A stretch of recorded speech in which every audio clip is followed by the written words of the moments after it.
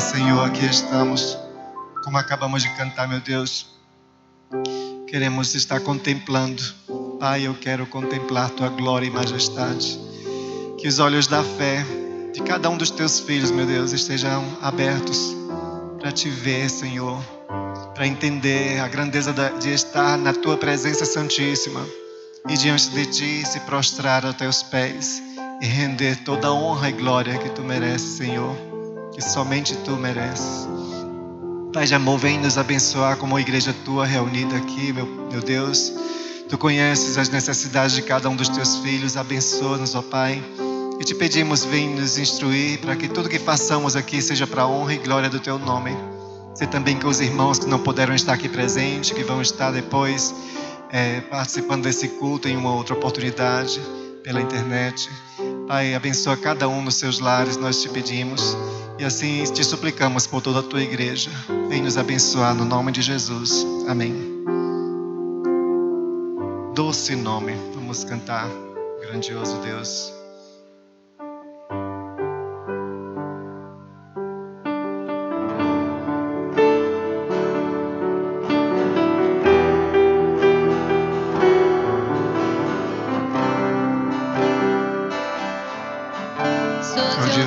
ouvir tua voz, de sentir teu amor, só de pronunciar o teu nome, os meus medos se vão, minha dor, meu sofrer, pois de paz tu inundas meu ser. Só de ouvir tua voz, de sentir teu amor, só de pronunciar o teu nome, os meus medos se vão, minha dor, meu sofrer, pois de paz tu inundas meu ser. Jesus, que doce nome,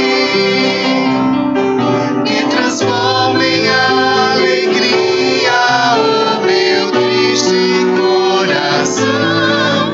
Jesus, só o teu nome é capaz de dar ao homem salvação.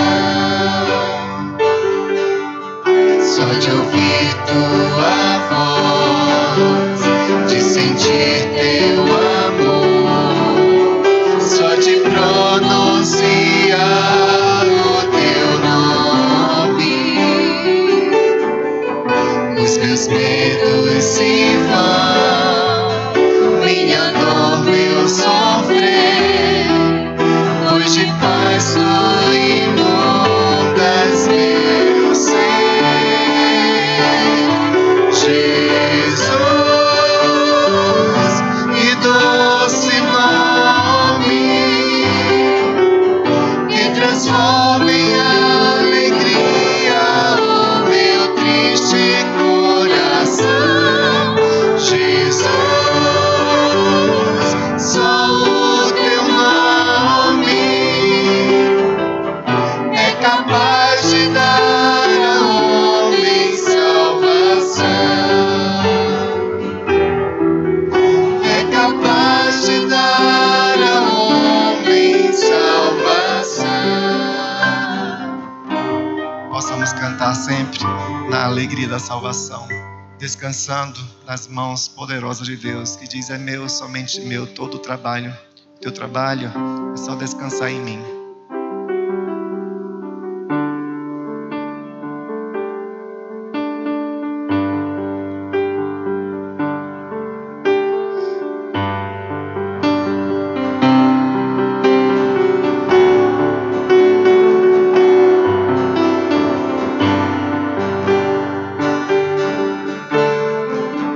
Não tenha sobre ti um só cuidado.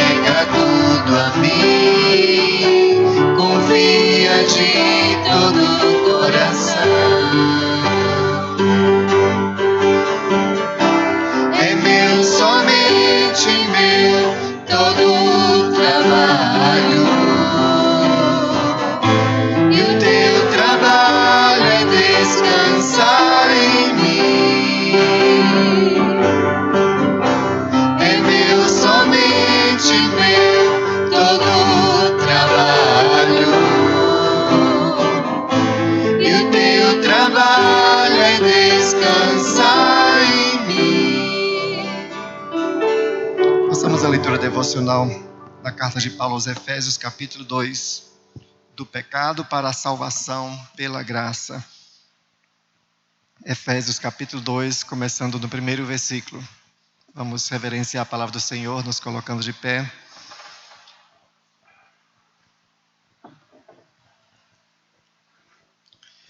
Ele vos deu vida, estando vós mortos nos vossos delitos e pecados, nos quais andastes outrora, segundo o curso deste mundo, segundo o príncipe da potestade do ar, do espírito que agora atua nos filhos da desobediência, entre os quais também todos nós andamos outrora, segundo as inclinações da nossa carne, fazendo a vontade da carne e dos pensamentos.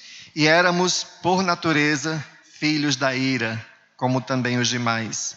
Mas Deus, sendo rico em misericórdia, por causa do grande amor com que nos amou, e estando nós mortos em nossos delitos, nos deu vida juntamente com Cristo. Pela graça sois salvos. E, juntamente com Ele, nos ressuscitou e nos fez assentar nos lugares celestiais em Cristo Jesus, para mostrar nos séculos vindouros a suprema riqueza da sua graça em bondade para conosco em Cristo Jesus. Porque pela graça sois salvos, mediante a fé. E isto não vem de vós, é dom de Deus, não de obras, para que ninguém se glorie. Pois somos feituras dele, criados em Cristo Jesus para boas obras, as quais Deus de antemão preparou para que andássemos nelas. Até o versículo 10, Deus aplica essa leitura em cada coração aqui presente. Vamos orar, nós convidamos o seminarista Azarias para nos levar a Deus em oração de louvor. Oremos com o seminarista Azarias. Pai, louvamos a Ti, Senhor, pela Tua salvação, porque ela é pela Tua graça, não por nossas obras, não por nossos méritos e nem nossos esforços, mas unicamente a Tua graça revelada na cruz do Senhor Jesus. Te louvamos, ó Deus, porque temos acesso a Ti agora, pelo caminho que o Senhor Jesus criou para nós. Pai, ajuda-nos a viver conforme a Tua graça, a louvá-lo por isso, ó Deus, e a realmente Te amar. Livre-nos, ó Deus, de usar a graça como uma desculpa para pecar. Ao contrário, Senhor, que nós possamos usar a Tua graça como motivo para viver em santidade. Então, Senhor, eu peço que o Senhor nos perdoe quando nós não agimos de conformidade com o chamado que o Senhor nos deu. E te peço que cada pessoa que esteja aqui, Senhor, realmente esteja crescendo em graça e em conhecimento do Senhor Jesus. Esta é a minha oração, em o nome de Cristo. Amém. Amém. Se puder sentar. Tuas obras te coroam como um halo de esplendor. Astros, anjos, céus entoam um hino eterno a Ti, Senhor. Vamos adorar com o hino de número 70.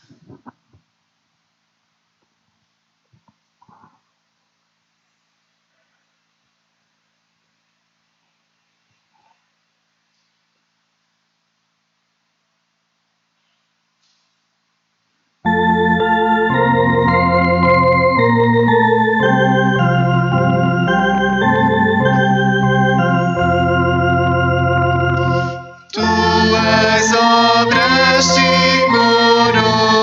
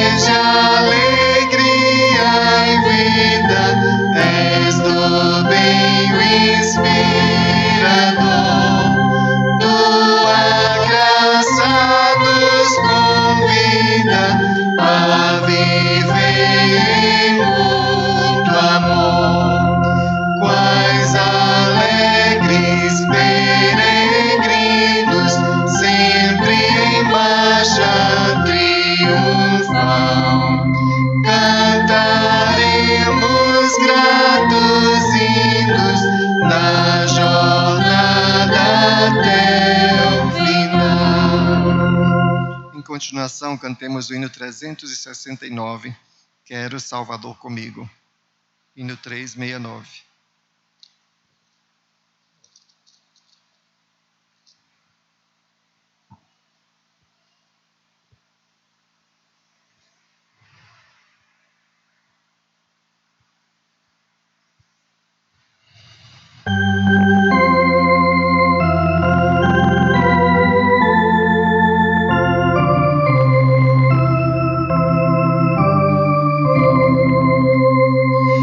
Quero Salvador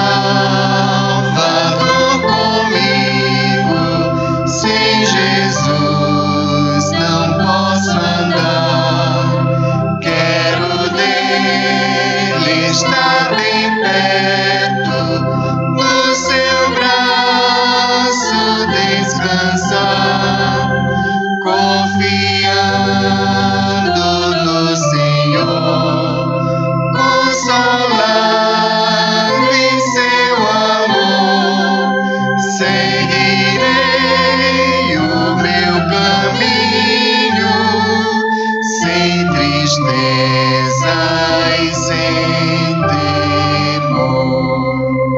Quero Salvador comigo, pois tão fraca é minha fé.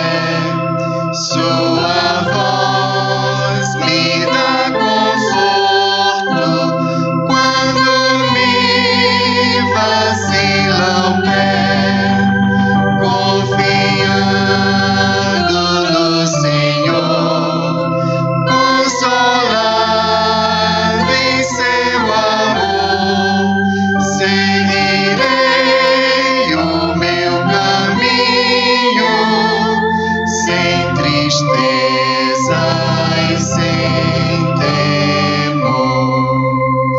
Quero Salvador comigo, dia a dia em meu viver, seja em luz ou entre sombras, no conflito ou no prazer, confiando no Senhor, consolado em seu amor, seguirei o meu caminho, sem tristeza e sem temor. Quero Salvador comigo, sábio guia e bom pastor, ao passar além da morte, longe de perigo e dor, confiando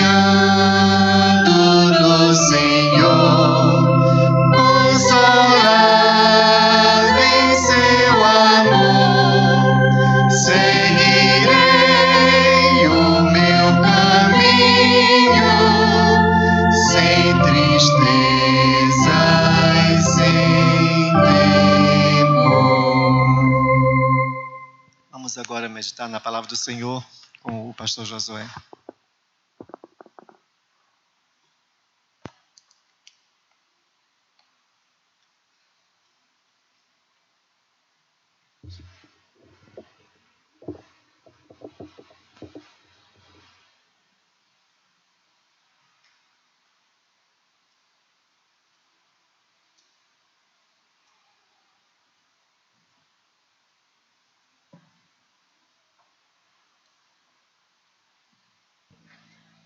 Boa noite, irmãos. Vamos meditar na palavra do nosso Deus. Convido a igreja a se colocar de pé. Nós vamos abrir no livro de Deuteronômio, capítulo 21. Nós vamos ler os 9 primeiros versículos. Deuteronômio, capítulo 21, de 1 a 9.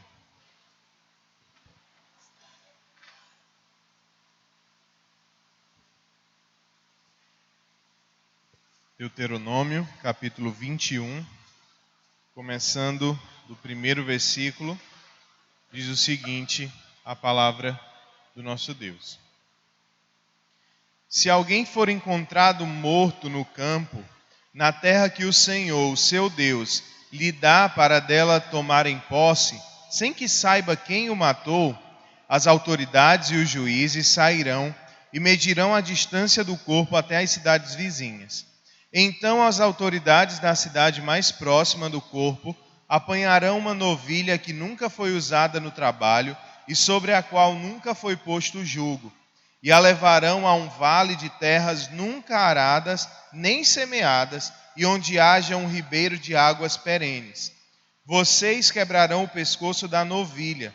Depois os sacerdotes descendentes de Levi se aproximarão, pois o Senhor, o seu Deus, os escolheu para ministrarem e para pronunciarem bênçãos em nome do Senhor e resolverem todos os casos de litígio e de violência. Então todas as autoridades da cidade mais próxima do campo levarão as mãos sobre a novilha cujo pescoço foi quebrado no vale e declararão: as nossas mãos não derramaram este sangue, nem os nossos olhos viram quem fez isso. Aceita, Senhor, esta propiciação em favor de Israel, o teu povo, a quem resgataste, e não consideres o teu povo culpado do sangue de um inocente. Assim, a culpa do derramamento do sangue será propiciada. Desse modo, vocês eliminarão de vocês mesmos a culpa pelo derramamento de sangue inocente, pois fizeram o que o Senhor aprova. Vamos orar. Senhor Deus, nosso amado Pai, nós nos colocamos, Senhor, neste momento diante de Ti, diante da Tua palavra, e te pedimos, Senhor, que o Senhor nos abençoe, nos dê discernimento, nos ajude a entender um pouco mais a respeito daquilo que o Senhor tem a nos falar. Que o Teu Espírito Santo possa nos iluminar neste momento, para que venhamos a entender e a colocar em prática nas nossas vidas aquilo que a Tua palavra tem a nos dizer, aquilo que o Senhor tem a nos dizer. Nós pedimos, ó Pai, por este momento, que cada um aqui esteja voltado para Ti, para a Tua palavra, que cada um aqui esteja realmente buscando ouvir e realmente aceitar aquilo que o Senhor tem a nos falar. Nós te pedimos, ó Pai, que o Senhor perdoe os nossos pecados, que o Senhor tire de nós tudo aquilo que nos afasta de Ti, que o Senhor realmente esteja com cada um de nós também, com toda a Tua igreja, onde quer que estejam, aqueles que ainda assistirão a este momento, Senhor. Nós te agradecemos por tudo que o Senhor tem feito, por cada um de nós, pela Tua igreja, e é em nome de Cristo que nós oramos. Amém. Nós já estudamos aqui muitas outras vezes a respeito do livro de Deuteronômio. Essa não é a primeira vez que nós nos voltamos para esse livro. Nós já vimos inúmeras vezes a respeito dos preceitos que o Senhor traz para as nossas vidas neste livro.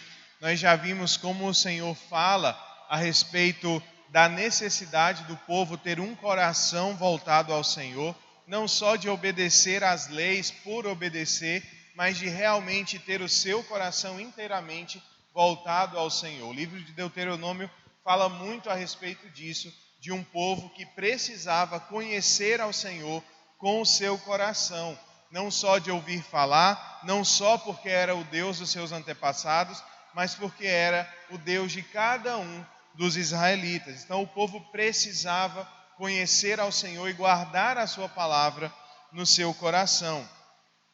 Nós já vimos também que o livro de Deuteronômio, ele é escrito na forma de um tratado, de uma aliança. Então, aquilo que está escrito aqui era obrigação do povo de Israel colocar em prática quando entrassem na terra prometida. O livro de Deuteronômio foi escrito um pouco antes do povo de Israel entrar, então tomar posse, começar a tomar posse da terra prometida. Nós vemos então o momento em que o povo avista a terra e ali o Senhor renova a sua aliança com o povo de Israel. Então o povo estava ciente das suas obrigações, o povo estava ciente das leis que estavam descritas ali da aliança que o Senhor havia feito com o povo de Israel, a aliança que o Senhor havia feito com Moisés. O livro, como falei, foi escrito quando o povo estava prestes a entrar na terra prometida. Eles já haviam passado 40 anos no deserto. Aquela geração que saiu do Egito já tinha quase toda morrido, né? Com exceção de Josué e Calebe. Mas todos os outros haviam então morrido e não entrariam na terra prometida. Nós vemos então agora um povo que já havia experimentado da bondade do Senhor por 40 anos, havia visto como o Senhor é fiel às suas promessas, como o Senhor os livrou do Egito. Isso é lembrado muitas vezes no livro de Deuteronômio, como o Senhor livrou o seu povo da escravidão lá no Egito. Nós temos aqui agora então uma renovação da aliança de Deus com o povo. Essa aliança que tinha sido feita com Moisés logo quando eles saíram do Egito é agora renovada com todo o povo antes de entrarem na terra prometida, para que eles realmente pudessem entrar sabendo quem era o seu Deus, sabendo das suas obrigações também para com o Senhor e para com a nação de Israel. Para que o povo tomasse posse da terra, eles precisavam estar bem cientes de todos os seus direitos e de todos os seus deveres como cidadãos da nação de Israel, como cidadãos da nação da aliança, da terra que o Senhor deu para aquele povo, que se tornaria então uma nação, a nação de Israel. Eles precisavam não só ter conhecimento dessas leis, mas eles precisavam também entendê-las e concordar com elas. Eles estavam bem cientes de todas as bênçãos do cumprimento da lei, assim como das maldições de deixarem a lei do Senhor e o próprio Senhor de lado. É difícil para nós entender muitas dessas leis, porque nós não estamos no contexto do Antigo Oriente, do Antigo Oriente Médio. Nós não estamos naquele contexto. Nós estamos em um contexto totalmente diferente, em um tempo totalmente diferente. Então, muitas dessas leis não fazem parte da nossa realidade, como essa aqui que nós estamos vendo essa noite. A nossa nação também não é organizada da mesma forma como a nação de Israel era.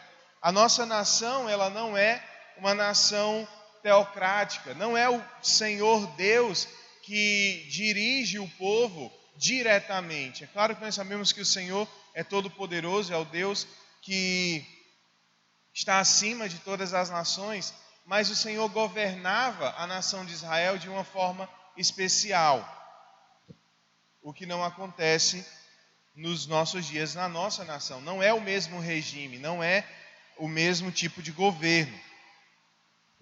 As leis que começam no capítulo 21, especificamente, de Deuteronômio, são especialmente fora da nossa realidade como nação. A partir do verso 21, a partir do capítulo 21 e por alguns capítulos, nós vemos algumas leis bem específicas para aquele tempo, para aquela nação, que não fazem de maneira nenhuma parte da nossa realidade. Claro que nós sabemos mais ou menos qual seria o protocolo, vamos dizer assim, se alguém, em alguma circunstância, se deparasse em uma situação como a que nós lemos aqui. Seria então chamar as autoridades, buscar saber o que aconteceu, mas era algo diferente, né? O procedimento era diferente de como acontecia com o povo de Israel. O que nós temos que entender é que essas leis, apesar de não fazerem parte da nossa realidade, apesar de não serem as mesmas leis que nós obedecemos como nação, essas leis falam muito a respeito do caráter de Deus e daquilo que Ele esperava para o seu povo. Muitas pessoas podem olhar para essas leis e dizerem: mas essas leis eram comuns a todo o mundo daquela época. Muitas outras nações tinham rituais parecidos. Mas nós devemos lembrar também que naquele tempo, muito do que o povo fazia, apesar de distorcido, era ainda uma imagem daquilo que o Senhor havia ensinado para o seu povo, para os primeiros seres humanos, vamos dizer assim, para aqueles que primeiro conheceram ao Senhor. E por mais que agora já estivesse distorcido, muitas daquelas leis ainda preservavam alguns dos ensinamentos do Senhor. E agora ele pega essas leis e no meio do povo de Israel, ele então coloca essas leis de uma forma realmente a mostrar quem ele era, o seu caráter, aquilo que ele queria para o seu povo, aquilo que o povo deveria então entender, o povo deveria entender quem era o Deus a quem eles serviam. Não são leis soltas sem sentido algum, ou simplesmente para preservar a memória de alguém, ou simplesmente para saciar a vontade de justiça de uma família. Não, vai muito além disso. Deus sabia muito bem o que ele estava fazendo quando colocou cada uma dessas leis aqui no livro de Deuteronômio, as leis no livro de Levítico e tantas outras que nós vemos no meio do povo de Israel. Então, olhando agora especificamente para o texto que nós lemos, nós estamos vendo a porção que trata do caso em que um corpo, uma pessoa, um homem, uma mulher assassinado fosse encontrado, em que um corpo fosse encontrado. Algo que nós podemos ver em toda essa passagem, nesses 9 versículos, é a questão da culpa. De quem era então a culpa, de quem seria a culpa do assassinato daquele homem ou daquela mulher. O caso aqui é de um assassinato em que não se tinha conhecimento do assassino, não se conhecia o assassino, simplesmente um corpo foi encontrado. E nesse caso, então, toda a comunidade, toda aquela cidade, toda aquela vila levaria a culpa pelo sangue derramado. Toda a comunidade onde o corpo fosse encontrado levaria a culpa por aquele assassinato. E a questão aqui que nós vemos no verso, o ritual que é realizado, é justamente para que toda a cidade fosse limpa, fosse purificada, tirasse então essa culpa da cidade. Toda a cidade havia sido profanada, tanto a terra como o povo que ali morava, e sacrifícios precisavam ser feitos para que aquela culpa fosse tirada do meio do povo. Justiça precisava ser feita. Se você fosse parte do povo de Deus naquela época, se abster da responsabilidade não era de maneira nenhuma uma opção. O Senhor Deus deixa bem claro que se algo assim acontecesse, a culpa era de toda aquela comunidade. Não era de um indivíduo, não era de quem achou o corpo, não era da liderança, era de toda a comunidade. Toda a comunidade precisava buscar a purificação. Versos 1 e 2 dizem o seguinte: se alguém for encontrado morto no campo, na terra que o Senhor, o seu Deus, lhes dá para dela tomarem posse, sem que se saiba quem o matou, as autoridades e os juízes sairão e medirão a distância do corpo até as cidades vizinhas. Uma situação como essa pode ocorrer em qualquer lugar, em qualquer comunidade, em qualquer tempo. De fato, na nossa própria cidade, isso já aconteceu várias vezes. Corpos foram encontrados sem que se soubesse quem era o autor daquele crime. O que muda aqui é o procedimento, o que o povo deveria então fazer. As preocupações não eram simplesmente achar um assassino, mas vão muito além disso.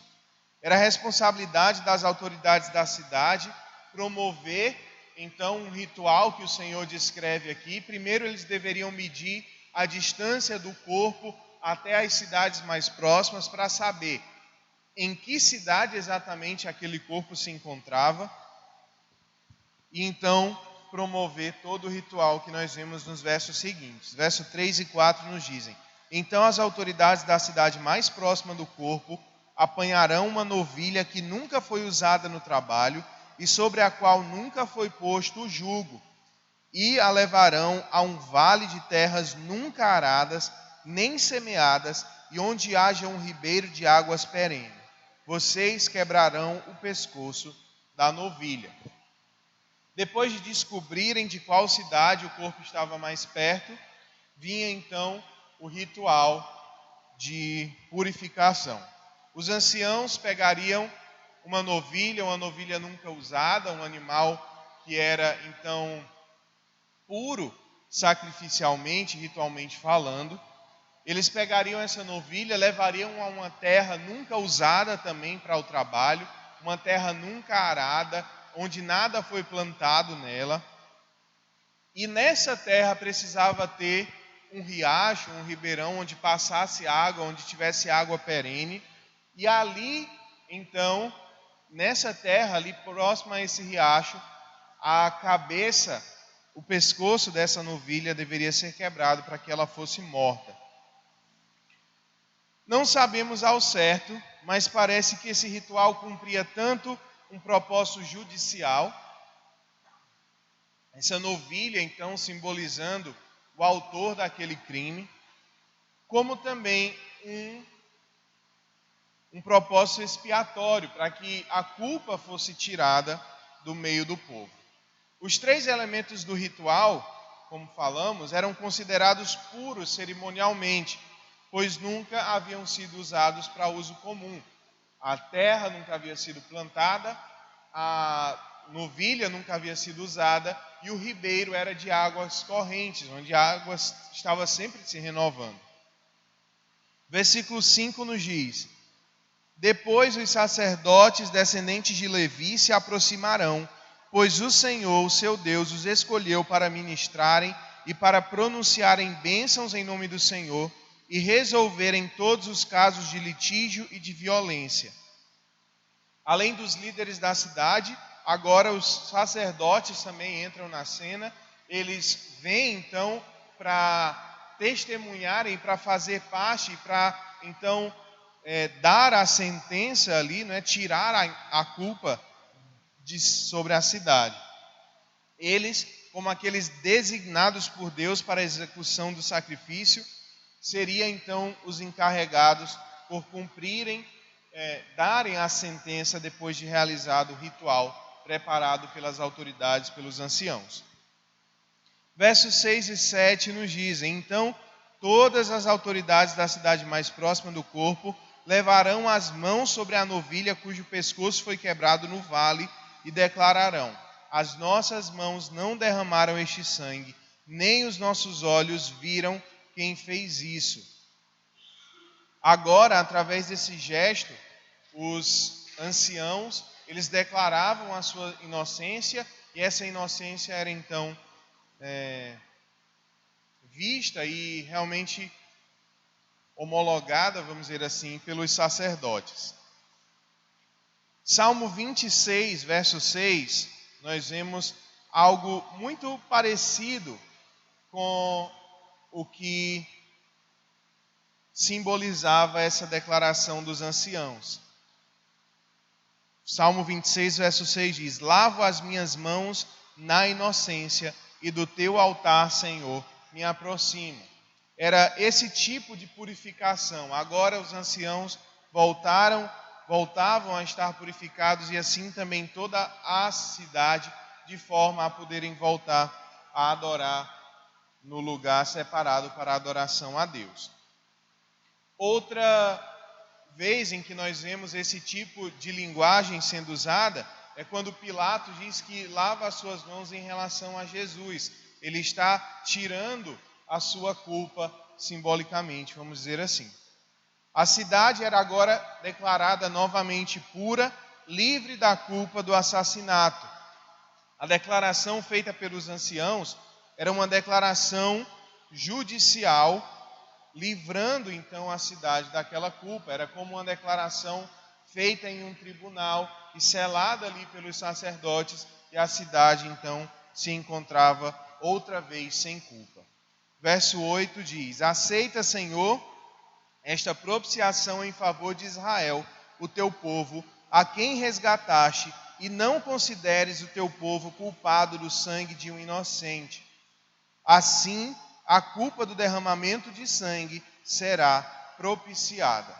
Temos agora no verso 8 uma petição para que o Senhor perdoe o povo, aquele Senhor, o mesmo que havia tirado o povo do Egito. Como falamos, isso sempre volta, essa lembrança das obras do Senhor, daquilo que o Senhor fez, sempre aparece no livro de Deuteronômio, para que o povo se lembrasse o Deus a quem eles serviam, para que o povo soubesse que o Senhor era um Deus que realmente livra, um Senhor que tira da escravidão. O pedido é que o pecado fosse apagado, fosse realmente esquecido pelo Senhor e o povo pudesse voltar à sua liberdade, essa liberdade que o próprio Deus os deu. Era um pedido para que a cidade fosse coberta, que o castigo por aquele pecado não caísse sobre eles. E por fim o verso 9 diz o seguinte: desse modo, vocês eliminarão de vocês mesmos a culpa pelo derramamento de sangue inocente, pois fizeram o que o Senhor aprova. O verso 9 termina mostrando que aquilo era reto perante os olhos do Senhor e que fazendo assim, o povo certamente seria livre da culpa. Esse ritual era importante em vários aspectos para o povo de Israel.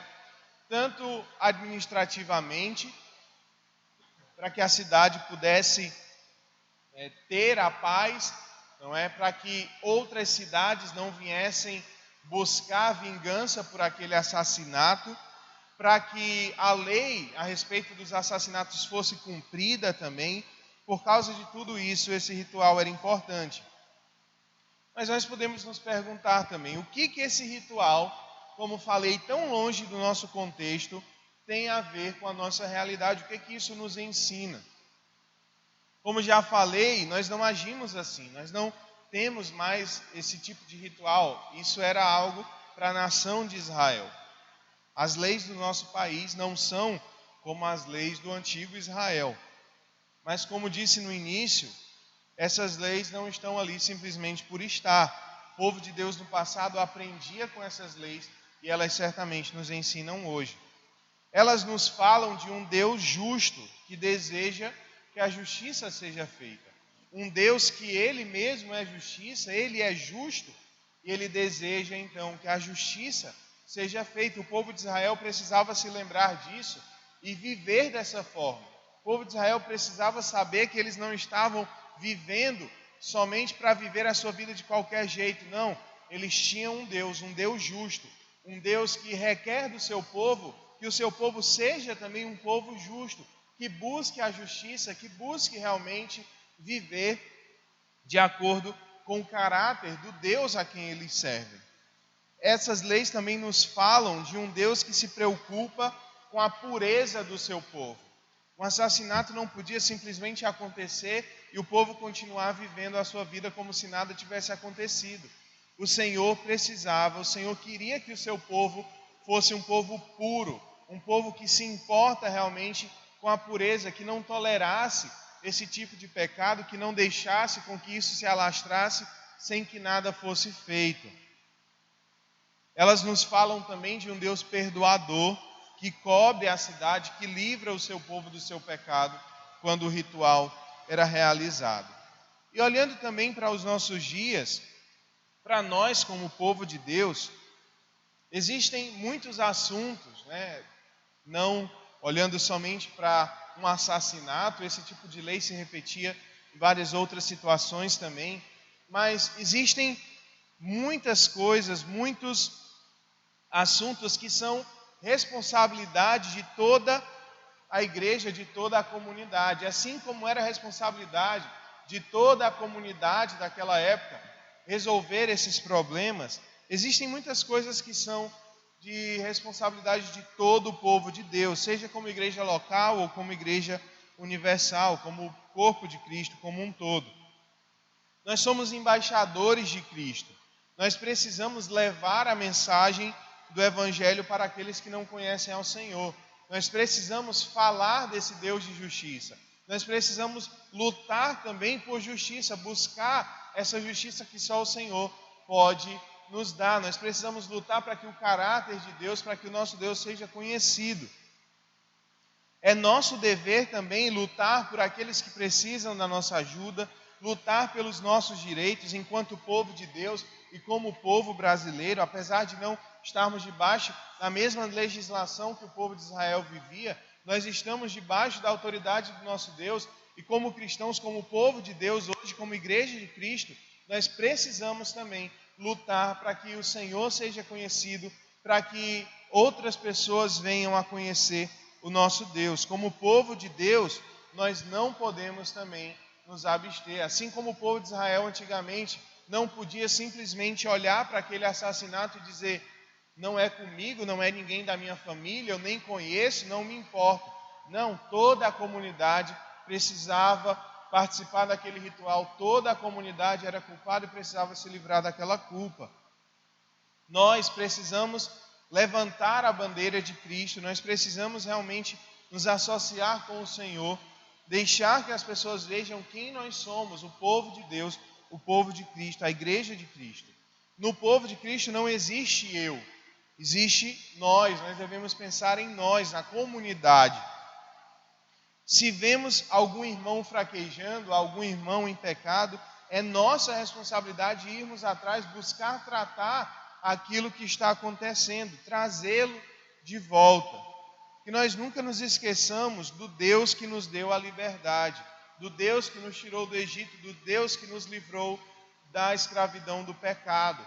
Ele nos livrou, Ele nos trouxe agora para a vida, Ele nos deu vida, nos deu salvação e nos manda então levar a sua mensagem àqueles que ainda não o conhecem. Que nós possamos nos lembrar desse Deus de justiça, desse Deus perdoador, desse Deus que quer de nós também que nós vivamos e levemos aos outros também a sua palavra, a sua justiça, levemos a sua mensagem aos outros. Como cidadãos do reino de Deus, nós precisamos nos lembrar que nós precisamos também buscar fazer com que as pessoas olhem para Cristo, conheçam esse Salvador, esse Deus perdoador. Nós possamos pensar como comunidade, pensar como povo de Deus, lembrar que aquilo que acontece no nosso meio é nossa responsabilidade. Nós precisamos buscar, então, juntos crescermos em obediência ao Senhor, crescermos em amor uns para com os outros, crescermos na fé, crescermos a cada dia, então, como povo de Cristo. Que o Senhor nos ajude, então, a viver essa realidade a cada dia. Vamos orar. Senhor Deus, nós te agradecemos pelo teu amor, te agradecemos, Senhor, porque o Senhor é um Deus perdoador, um Deus que a cada dia nos abençoa, um Deus que nos dá a cada dia do seu perdão. Nós te pedimos, ó Pai, que nós realmente possamos nos lembrar da tua justiça, da tua misericórdia, do teu perdão, do teu zelo, e que nós também possamos ser filhos teus zelosos, que buscam realmente viver uma vida justa, pessoas que buscam se afastar do pecado e quando pecam buscam perdão, pessoas que ajudam também aqueles que precisam da nossa ajuda, daqueles que precisam da tua palavra, daqueles que precisam de ti. Nós te agradecemos, Senhor, pelo teu amor, por tudo aquilo que o Senhor tem feito por mim, por nós. Te agradecemos, Senhor, pelo perdão que o Senhor tem dispensado a cada um de nós. Te pedimos que o Senhor nos abençoe como igreja, como comunidade local.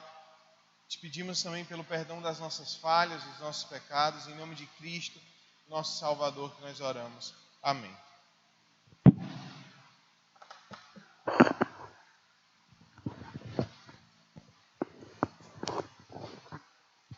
Irmãos, nós vamos concluir o culto com o hino que é a oração noturna, mas antes temos um aviso.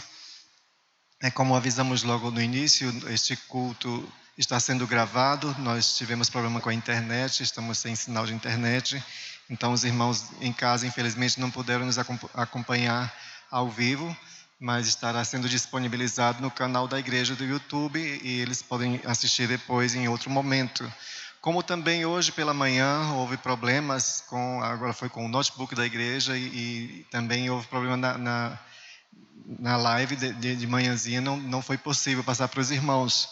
Então nós estamos disponibilizando também, estamos já providenciando a gravação do estudo bíblico que foi feito hoje pela manhã. Se você perdeu aqui presencialmente, mas vai estar também disponível depois no canal do YouTube da igreja. Se você ainda não se inscreveu no canal, se inscreva, que cada vez que vamos postando, colocando alguma live, os irmãos vão sendo notificados. Mas vai estar disponibilizado no canal o estudo de hoje de manhã e também o culto agora de noite. Então os irmãos podem compartilhar com seus contatos, com seus familiares, com seus amigos, assim nós como igreja podemos chegar até muito mais pessoas. Vamos cantar então o hino 525, oração noturna.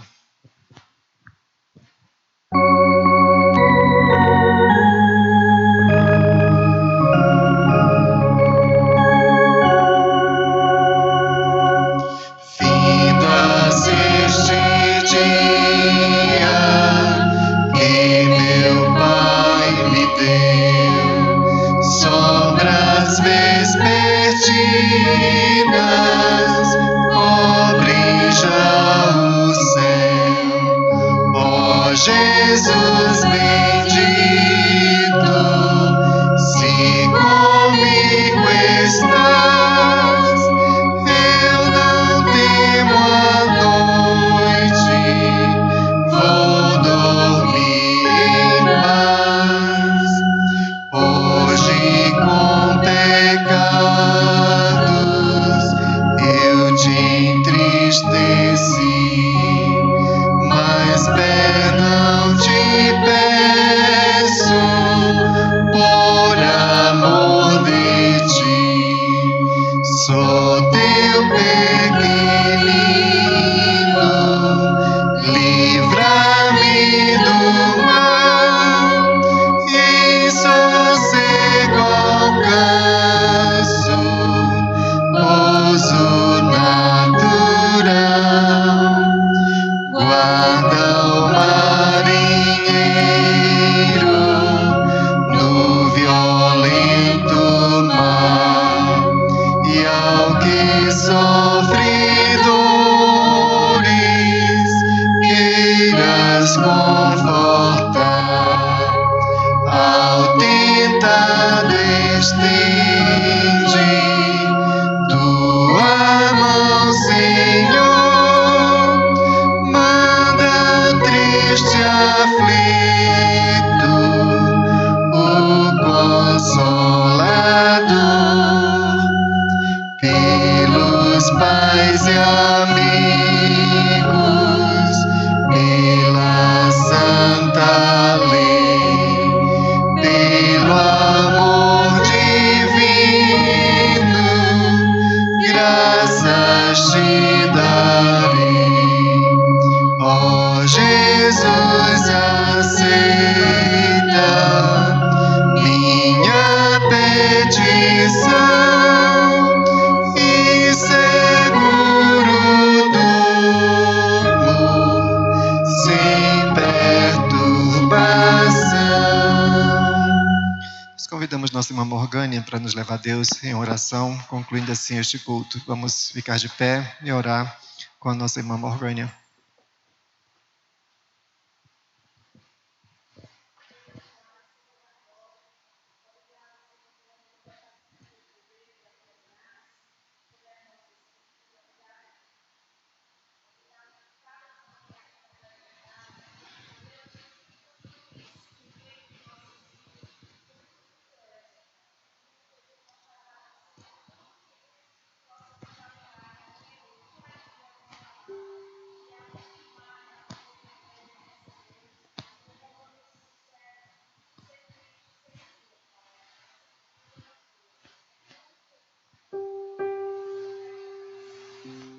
Amém. E a graça de nosso Senhor e Salvador Jesus Cristo, o amor de Deus, o nosso Pai, o poder, a comunhão e as consolações do Espírito Santo, seja com todo o povo de Deus aqui reunido e em toda a face da terra, agora e por todo sempre.